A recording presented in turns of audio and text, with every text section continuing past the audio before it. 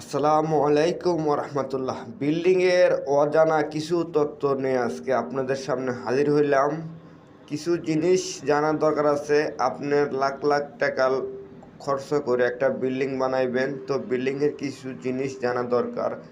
আপনি বিল্ডিংয়ের number one cement ব্যবহার করবেন, নাম্বার ওয়ান রড ব্যবহার করবেন, সব কিছুর নাম্বার ওয়ান বাজারের মূল্যবান জিনিস ব্যবহার করবেন।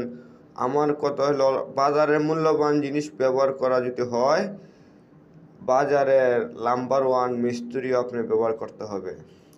আপনার বিল্ডিংটা 1 কোটি টাকাতে একটা বিল্ডিং বানান, 1 কোটি টাকা যদি একটা বিল্ডিং বানান, তো আপনি চিন্তা করবেন যে আমার কাজটা যেন সুন্দর হয়। আপনি 10 জনরে জিজ্ঞেস করবেন, কাজের রেট জানবেন, কত টাকা রেট। এর মধ্যে আপনি কম রেটের মিস্ত্রি ব্যবহার করবেন কেন ভাই? কম রেটের মিস্ত্রি ব্যবহার করবেন কেন? হাই কোয়ালিটি মিস্ত্রি ব্যবহার করবেন, কাজটা হবে টেকসই।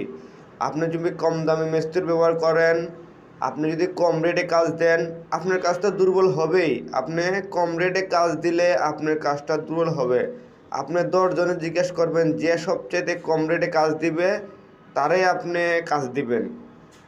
আমার এই যে একটা ছাদের কাজ করতে হলে রড মিস্ত্রির দরকার। ছাদের অভিজ্ঞ মিস্ত্রি দিয়ে ছাদ ঢালাই দিতে হইব, নইলে ছাদের সমস্যা হইব।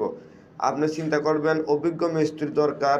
অভিজ্ঞ মিস্ত্রি ছাড়া বিল্ডিং যদি করেন, বিল্ডিংয়ে দেখবেন ওই জায়গা ফাইটে গেছে গা, ওই জায়গা মাল গৈসে পড়ে গেছে গা। এই জন্য ভালো মিস্ত্রি ব্যবহার করবেন। ধন্যবাদ।